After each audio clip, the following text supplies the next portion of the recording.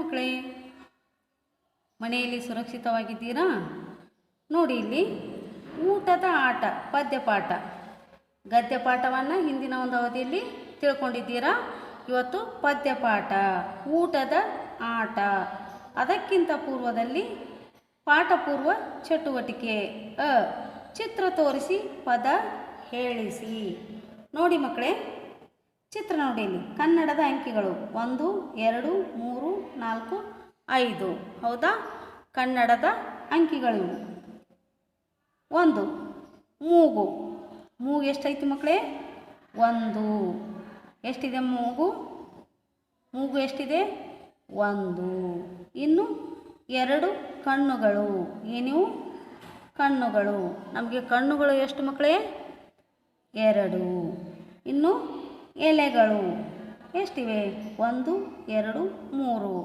3 ಎಲೆಗಳು. ಇನ್ನು ರೋಸ್ ಎಷ್ಟಿವೆ ಮಕ್ಕಳೇ? 1 2 3 4. 4 ಹೂಗಳು. ಇನ್ನು 1 2 3 4 5. ನಮ್ಮ ಕೈ ಬೆರಳುಗಳು ಎಷ್ಟು ಮಕ್ಕಳೇ? 5. 1 2 3 4 5. ಹೌದಾ? 2 ಕೈಯ ಬೆರಳುಗಳು ಸೇರಿ ಎಷ್ಟಾಗುತ್ತೆ? 10 ಆಗುತ್ತೆ. ನೋಡಿ ಮಕ್ಕಳೇ, ಪದ್ಯಪಾಠ ತುಂಬ ಚೆನ್ನಾಗಿದೆ ನೋಡಿ.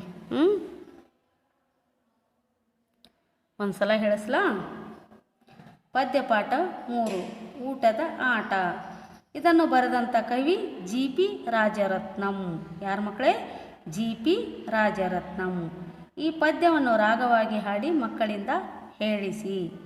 ನೋಡಿ ಮಕ್ಕಳೇ, ಇಲ್ಲಿ ಅಂಕಿಗಳಿವೆ ನೋಡು, ಕನ್ನಡದ ಅಂಕಿಗಳು 1 2 3 4 5 6 7 8 9 10. ಹಾಡಿನ ಮೂಲಕ ಕನ್ನಡದ ಅಂಕಿಗಳನ್ನು ತಿಳ್ಕೊರಿ ಮಕ್ಕಳೇ. ಓಕೆ? 1 2 ಬಾಳಲೆ ಹರಡು, 3 4 ಅನ್ನ ಹಾಕು, 5 6 ಬೇಳೆ ಸಾರು, 7 8 ಪಲ್ಯಕ್ಕೆ ದಂಟು, 9 10 ಎಲೆ ಮುದಿರೆತ್ತು, 1 ರಿಂದ 10 ಈಗಿತ್ತು, ಊಟದ ಆಟವು ಮುಗದಿತ್ತು. ಹೌದಾ? ನೋಡಿ ಎಷ್ಟು ಚೆನ್ನಾಗಿದೆ. ರಾಗಬದ್ಧವಾಗಿ ಕೂಡ ಹಾಡ್ಬೋದು. 1 2 ಬಾಳಲೆ ಹರಡು, 3 4 ಅನ್ನವ ಹಾಕು, 5 6 ಬೇಳೆ ಸಾರು, 7 8 ಪಲ್ಯಕ್ಕೆ ದಂಟು, 9 10 ಎಲೆ ಮುದಿರೆತ್ತು, 1 ರಿಂದ 10 ಈಗಿತ್ತು, ಊಟದ ಆಟವು ಮುಗದಿತ್ತು. ನೋಡಿ ಮಕ್ಕಳೇ, ಮಗು ಒಂದು ಪದ್ಯದ ಮುಖಾಂತರ 1 2 ಹೇಗೆ ಎಷ್ಟು ಚೆನ್ನಾಗಿ ಕವಿಗಳು ಹೇಳಿಕೊಟ್ಟಿದ್ದಾರೆ. ಹೌದಾ? 1 2 ಬಾಳೆಲೆ ಹರಡು. ನೋಡಿಲಿ, 1 2 ಅನ್ನೋದ್ರಾಗ ಬಾಳೆಲೆಯನ್ನು ಹರಡಬೇಕು. 3 4 ಅನ್ನೋದ್ರಾಗ ಅನ್ನವನ್ನು ಹಾಕಬೇಕು. 5 6 ಬೇಳೆ ಸಾರು. ಅಂಕಿಯೊಳಗನ ಈ ಒಂದು ಊಟದ ಒಂದು ವಿವರಣೆಯನ್ನು ಎಷ್ಟು ಚೆನ್ನಾಗಿ ಹೇಳಿದ್ದಾರೆ ನೋಡು. 5 6 ಬೇಳೆ ಸಾರು, 7 8 ಪಲ್ಯಕ್ಕೆ ದಂಟು, 9 10 ಎಲೆ ಮುದಿರೆತ್ತು. ನೋಡು, 9 10 ಅನ್ನೋದ್ರಾಗ ಎಲೆ ಮುದಿರೆತ್ತು ಅಂದ್ರೆ ಮಡಿಚು ತೆಗಿ. 1 ರಿಂದ 10 ಈಗಿತ್ತು, ಊಟದ ಆಟ ಮುಗಿದು ಬಿಟ್ಟಿತ್ತು ಅಂತೇಳಿ ಕವಿಗಳು ಈ ಒಂದು ಪದ್ಯದ ಮುಖಾಂತರ ಹೇಳ್ಕೊಟ್ಟಿದ್ದಾರೆ ಮಕ್ಕಳೇ. ಈ ಪದ್ಯವನ್ನು ತಾವು ಕಂಠಪಾಠ ಮಾಡಿ. ಇನ್ನು ಕೇಳಿದ ಪದಗಳು.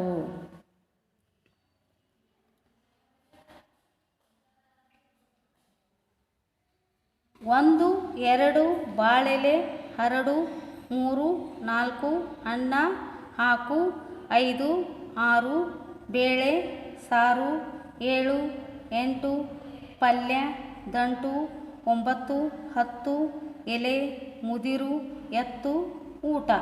ಹೌದಾ? ಈ ಒಂದು ಸಣ್ಣ ಸಣ್ಣ ಪದಗಳನ್ನು ತಾವು ಪಾಲಕರ ಒಂದು ಸಹಾಯ ತೆಗೆದುಕೊಂಡು ಓದ್ರಿ ಮಕ್ಕಳೇ. ಇನ್ನು ಪದಗಳ ಅರ್ಥ.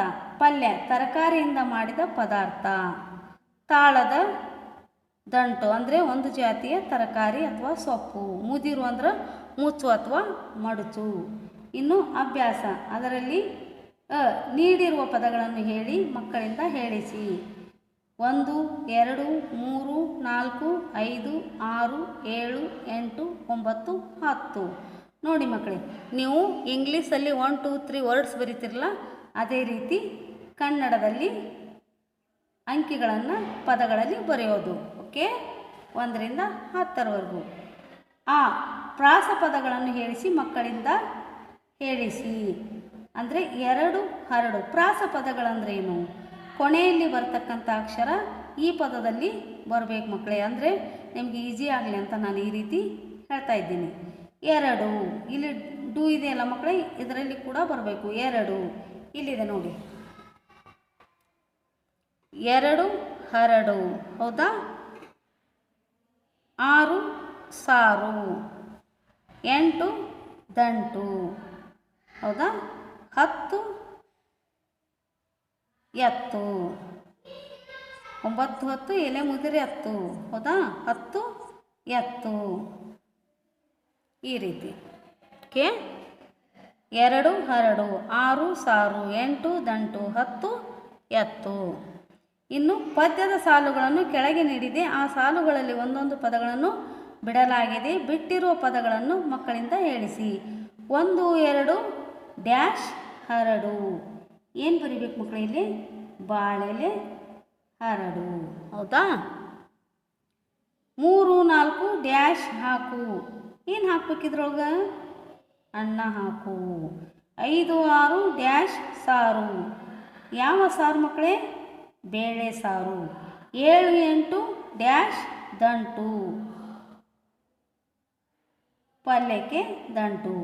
9 10 ಡ್ಯಾಶ್ ಮುದಿರೆತ್ತು, ಎಲೆ ಎಲೆ ಮುದಿರೆತ್ತು.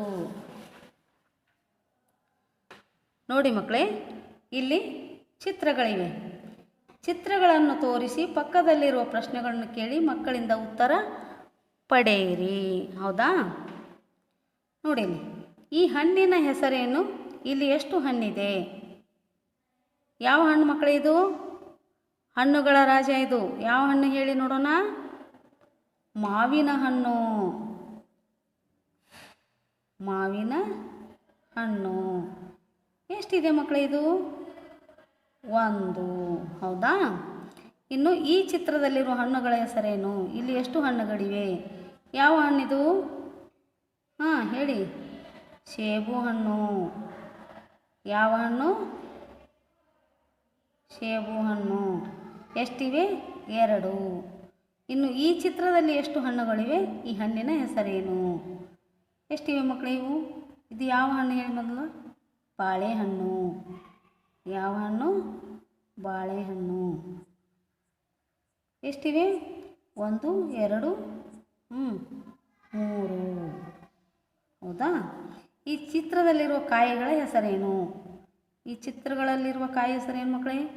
ದೇವ್ರು ಹೊಡಿತಿರಲ್ಲ ಏನೋ ಹೇಳಿ. ತೆಂಗಿನಕಾಯಿ. ಏನು ಮಕ್ಕಳೇ? ತೆಂಗಿನಕಾಯಿ. ತೆಂಗಿನ ಗಿಡ ನೋಡಿದಿರಲ್ಲ ಎಲ್ಲರೂ? ಎಷ್ಟಿವೆ? 1 2 3 4, ಹೌದಾ? ಇವು ಏನು ಹೇಳಿ ನೋಡೋಣ. ಚಿತ್ರದಲ್ಲಿರುವ ತರಕಾರಿ ಹೆಸರೇನು? ಎಷ್ಟು ಕಾಯಿಗಳಿವೆ? ಬೆಂಡೆಕಾಯಿ. ಏನಿದು? ಬೆಂಡೆಕಾಯಿ, ಹೌದಾ? ಬೆಂಡೆಕಾಯಿ ಎಷ್ಟಿವೆ? 5. ನೋಡಿ ಮಕ್ಕಳೇ, 1 2 3 4 5. ಓಕೆ, ಇವುಗಳನ್ನು ಅಂಕಿಗಳನ್ನು ತಾವು ತಿಳ್ಕೊರಿ ಮಕ್ಕಳೇ. 1ರಿಂದ 10ರವರೆಗೂ ನಾನು ಅಂಕಿಗಳನ್ನ ಬರೆಸ್ತೀನಿ.